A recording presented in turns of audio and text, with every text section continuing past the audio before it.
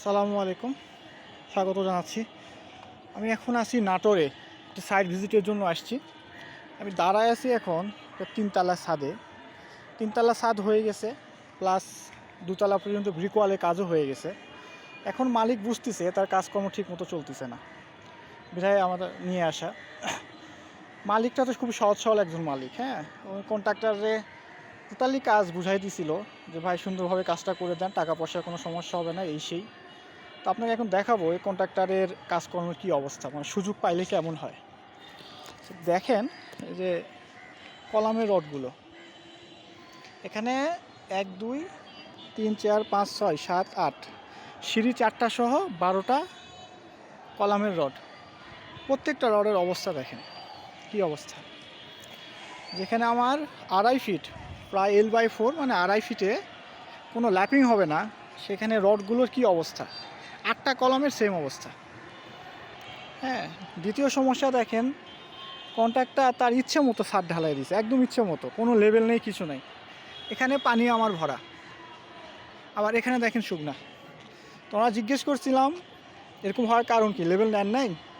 তো ওনার কথা, মালিক বলছে উপর আবার 4 তলা করবে, এই কারণে ওইভাবে দিয়ে করে না। এটা কোনো কথা হলো? 5 ইঞ্চি থিকনেস, 5 ইঞ্চি তো ঠিক রাখবেন উনি, তাই না? এখানে পানিও ভরা, এখানে আবার পানি নাই। তাহলে এই পানিটা কোথায় গড়বে, এই পানিটা যাবেটা কোথায়? এই অ্যান্সার আমার কাছে নাই। আর নিচে আপনাদের দেখাই, নিচের অবস্থাটা দেখাই। ব্রিকওয়ালের কাজ চলতেছে এখন, আসলে ব্রিকওয়ালই দেখাতে পারবো যেহেতু ব্রিকওয়ালের কাজ চলতেছে। আর সিঁড়িটা দেখাই, সিঁড়ির ওয়েস্ট স্ল্যাবটা দেখেন, মাত্র 4 ইঞ্চি, মাত্র 4 ইঞ্চি ওয়েস্ট স্ল্যাব, যেখানে হইতে হবে 6 ইঞ্চি। এই হলো আমাদের অবস্থা এখন, যেহেতু ব্রিক্সের কাজ চলতেছে। এখানে আর একটা জিনিস আপনাদের দেখায়, এই যে বিম, প্রত্যেকটা বিমের এই অবস্থা, 1 ইঞ্চি ভিতরে আছে, নিচেরগুলো আরও বেশি।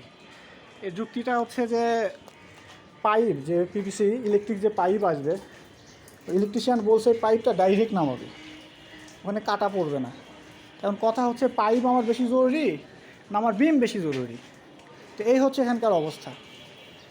ব্রিকের কাজ দেখাই, এই যে ব্রিকের কাজ দেখেন, এরকমই সব, প্রত্যেকটা ব্রিক এরকমই। যাক, আমি আসার পর বলার পর একটু ভালো করতেছে, কোনো ফিনিশিং নাই, ইচ্ছে মতো, কোনো ঝাড়ু নাই, কিচ্ছু নাই, কোনো কিছু নাই।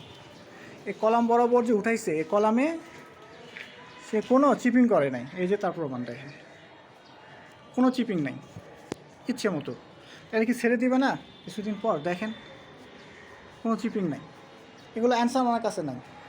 কোনো ফিনিশিং নাই, কোনো ফিনিশিং নাই, কোনো ঝাড়ু নাই, কিচ্ছু নাই, কিছু নাই। প্রত্যেকটা টয়লেটে কী করছে, ও ছোটো করে একটা জানালা রাখছে, এখানে নাকি অ্যাডজাস্ট ফ্যান দিবে। তো বাথরুমে কেন অ্যাডজাস্ট ফ্যান দিবেন? কোনো অ্যান্সার নাই। পরে এটা ভেঙে নিব, 15/18 ইঞ্চি দিতে বলছি। বিভিন্ন সব জায়গায় একই অবস্থা, সব জায়গায় একই অবস্থা। তো এই হলো অবস্থা। তো যারা বাড়ি করেন তাদের অনুরোধ করব, প্রত্যেকটা স্ট্রাকচারের আগে ইঞ্জিনিয়ারদের সুপারভাইজার করাবেন, প্রত্যেকটা স্ট্রাকচারের আগে এবং ওই কাজের পরে একজন ইঞ্জিনিয়ার দিয়ে চেক করাবেন। এই হলো অবস্থা। এই যে এখানে দেখেন কি অবস্থা। তাহলে এখানে যখন প্লাস্টার হবে ওয়ালে, তখন কি প্লাস্টার কি ধরবে? হ্যাঁ, প্লাস্টার তো ধরার কথা নয়, কি ধরবে প্লাস্টার? এই অবস্থা। তো এই হলো একজন কন্ট্রাক্টরের বিশ্বাস আর কি। মালিক যখন তাকে বলে যে আমি তেমন ভালো কিছু বুঝি না, আপনি একটু ভালো করে দেন, এটাই তার হচ্ছে নমুনা কাজের।